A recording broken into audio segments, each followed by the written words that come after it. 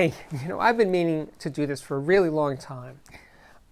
This video is about my favorite Chesky records. Chesky Records is an audiophile label based in New York City.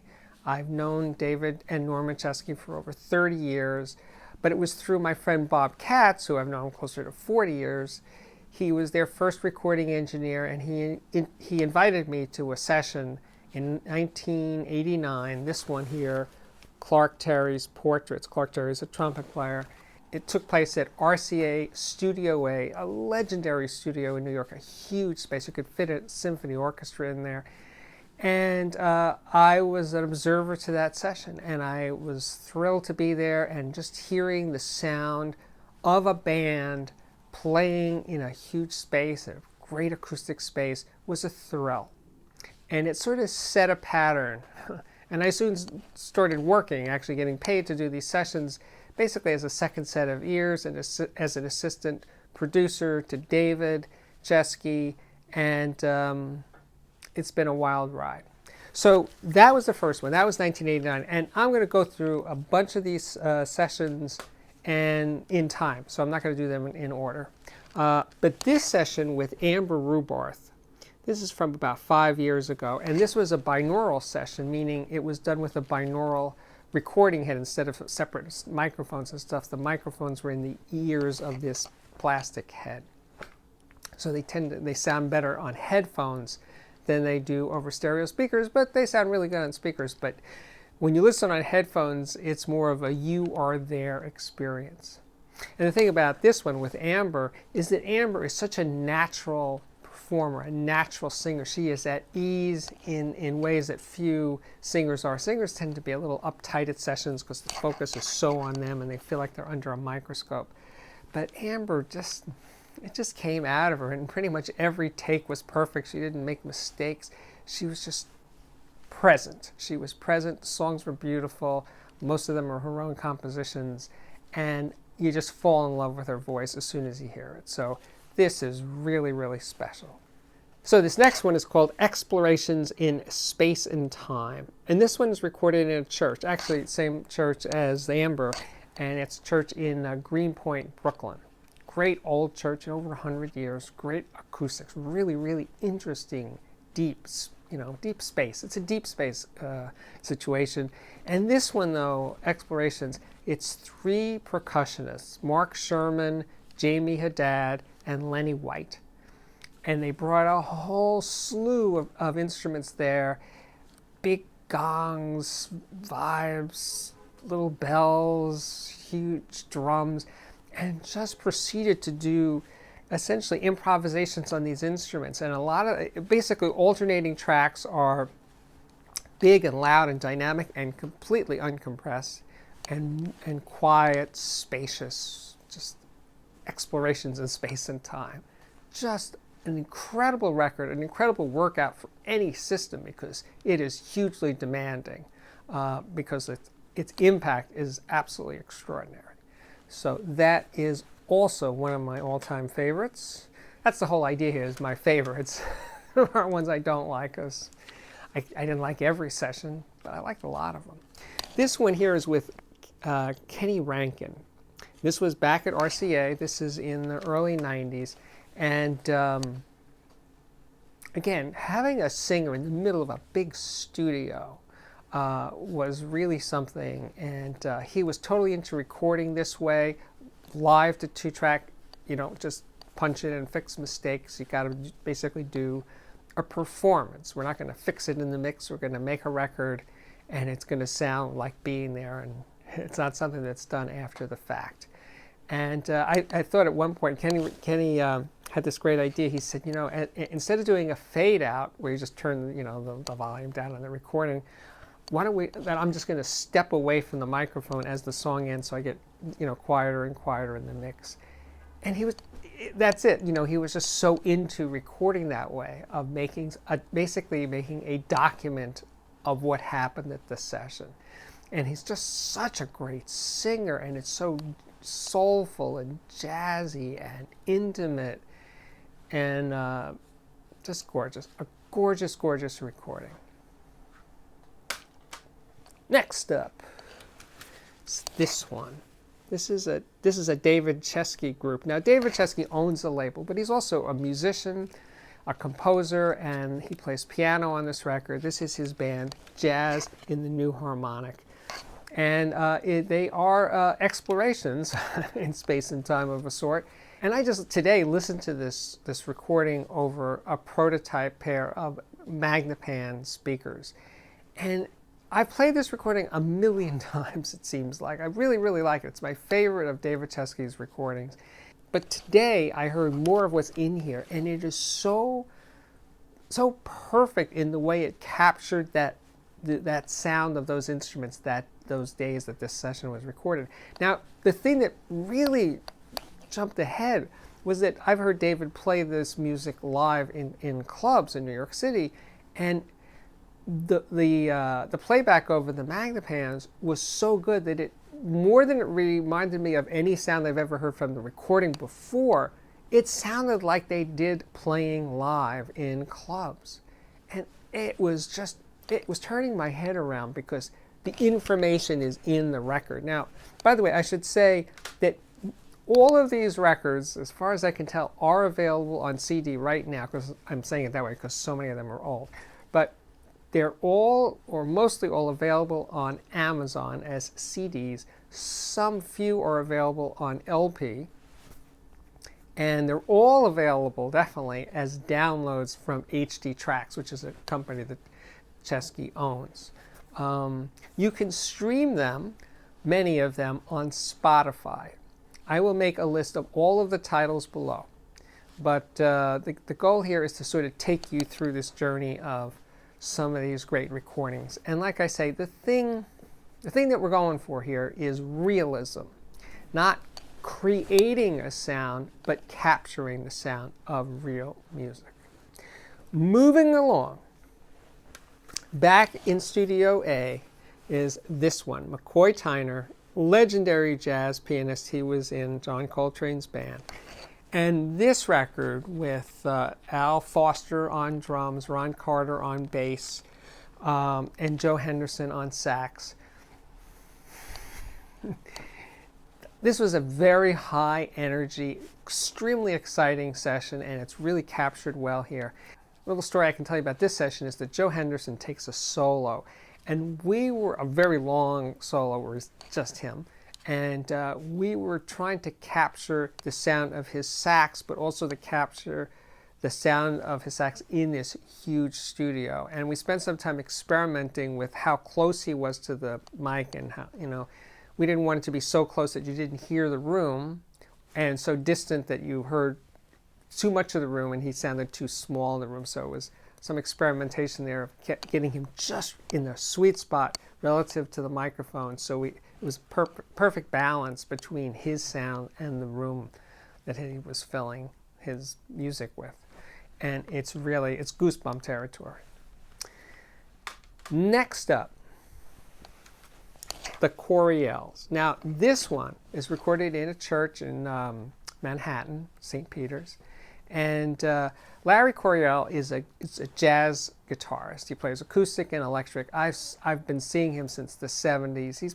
And when I first saw him in the early 70s, he just really, he spoke to me, not speaking to me, but his music spoke to me because he played electric then, and he used feedback and distortion, and to my young self, it was closer to the sound of rock guitar, and I really connected with it. But that was a really long time ago. He plays much more acoustic than electric. He passed away a few years ago. But this record is special because it's with his two sons, Morale and Julian. So they're all guitar players. And to hear these three people playing together that have grown up together and have that kind of connection, a telepathic connection between the three of them, was really, really incredible. And then on this track, Transparent, it's a solo Larry track, just on acoustic guitar. And this was really hard, a very difficult tune to play. And he kept messing up, and he was getting really frustrated. And his two sons are standing next to him and giving him encouragement, saying, yeah, just keep going. You almost got it. You almost got it. Now you don't hear this on the recording. I'm just telling you that just seeing that family effort and watching it unfold, and Larry getting it and then almost, and then screwing up and then going again, and his 2 cents, yeah, keep going. You're there. You're almost there. You're almost there. It was really, really beautiful. The whole record is beautiful, and Morales got this great voice, and he sang Goodbye, Pork Pie Hat, and just incredible. So this is really up there for me. Now, you guys, a lot of you know Macy Gray. So she's made a lot of records that people love, but this is an audiophile recording. So it has a different feel to it. You feel like she's there for you. She's performing live. She's not going to be fixing things later, tweaking the mix or anything. No, this is it. What went down is what went down, and that's what's here.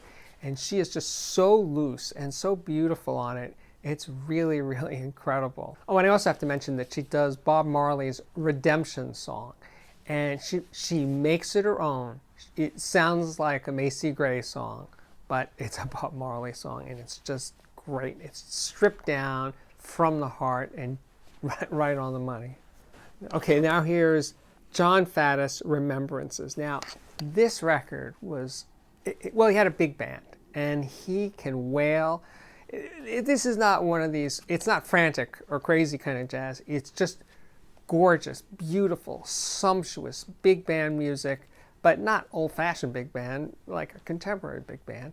And it just had this swell. It was almost like a Gil Evans, Miles Davis kind of effect.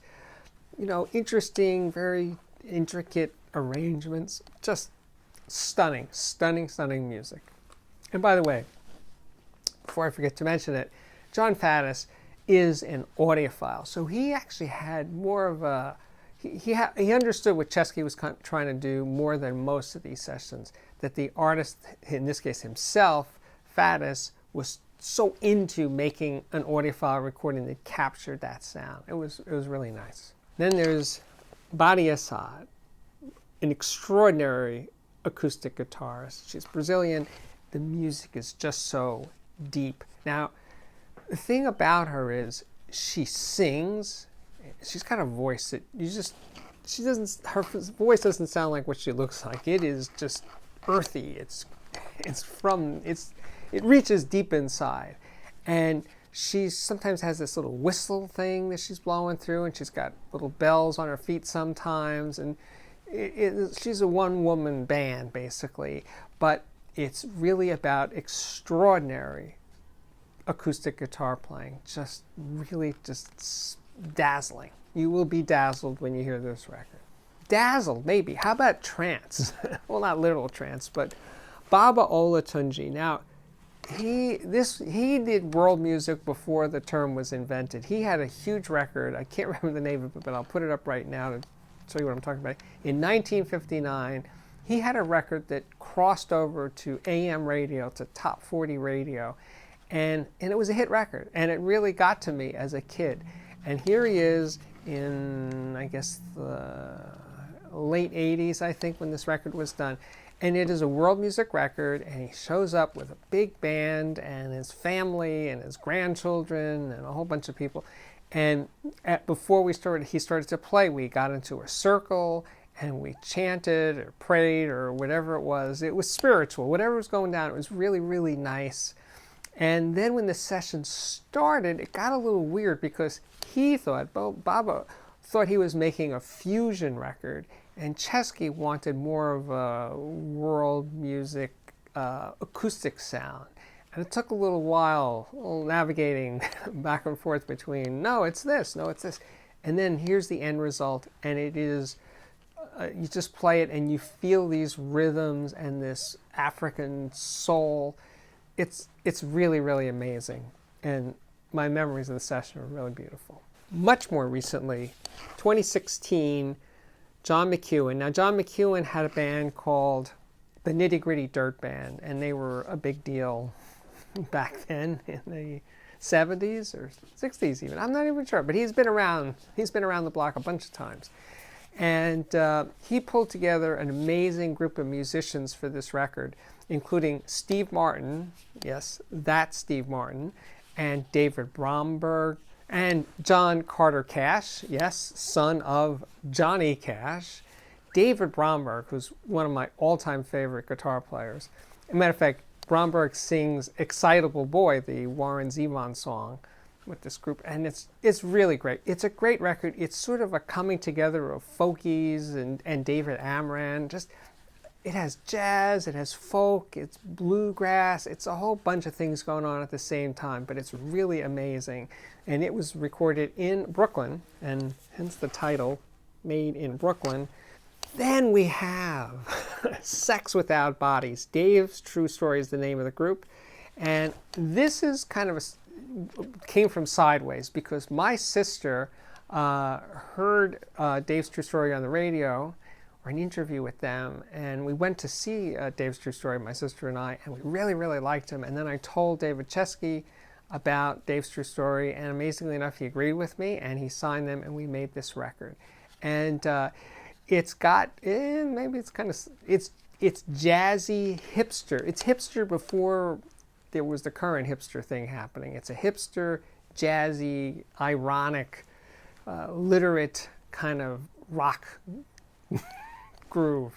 And I think it's an amazing record. And seeing them live, I was kind of concerned that what they did live wasn't going to translate to a recording, but luckily it did. And I'm really, really proud of this record. A great record. Also recorded in Brooklyn, the Persuasions, the a cappella group that's been around for many, many decades. And yeah, they did a record of all Beatles covers. It didn't seem like a great idea at the time. And it's not like they were trying, certainly weren't trying to sound like the Beatles, but they kind of just made it work for them. They turned Beatles songs into Persuasion songs. Yeah, it's just four guys singing. That's it. A cappella. And yet it's great. And in terms of sound, the sound of those voices is just so right on, so spot on. It's spine tingling. I think we've done it. I think my work here is done. Now, I'm also a fan of other audiophile labels like MA Recording. Great, great stuff. I've talked about them in various reviews. I really like Reference Recordings. I like Water Lily, Maple Shade. But Chesky is the label that I've actually participated in for this decades-long experience. And I'm really honored to have been a part of it, to be there in the midst of it, or just being on the sidelines and watching these sessions, you know, year after year, and how they've grown and the technology changed and evolved, but the premise has remained true. Capture the sound of the band as they played, not made up after the fact in a mix. No, actually what went down at the session. That's pretty good. And unfortunately, mainstream artists, the ones that you love and cherish, few of them ever really try to make records that are literal documents of what went down. Even live concert recordings, which you'd think would be sort of documents of what went down at the concert, aren't really, because they're mixed later, they fix mistakes, they change things and stuff. So they might be a little closer to trying to capture the sound, but not really. They don't.